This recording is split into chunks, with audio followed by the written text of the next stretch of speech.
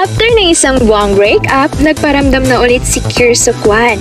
Yes mga bes, balik eksena na siya at talaga namang pinag-uusapan ngayon dahil naglabas siya ng isang heart letter para sa kanyang mga taga-suporta.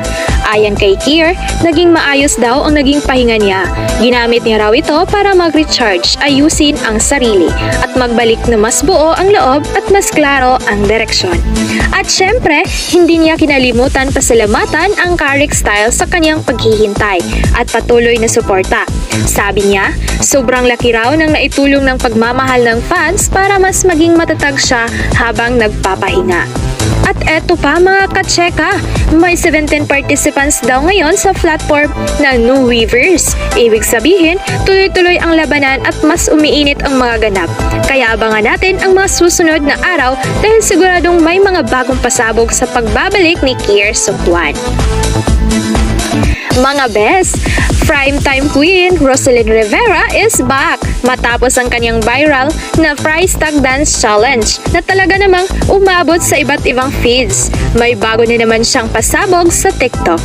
Naglabas si Roselyn ng panibagong dance video at grabe ang impact ha, more than 20 million views ang counting na.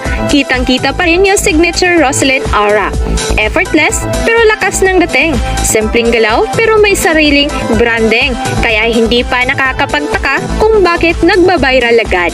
So kung hindi nyo pa napanood, nako, check nyo na at sabayan nyo na rin ang dance trend. Baka kayo na ang next na mapansin ni Roselyn. Official na pumirma na ng kontrata sa GMA Music ang singer na si Kenneth Aquino. Mas exciting pa rito, hiling daw niya na makapag-collab ang Asian Lime star na si Jaisel San Jose. Ay nako mga katseka, kung matutuloy yan, siguradong matitinding duet ang aabangan natin. Vocals, emotions, at star power.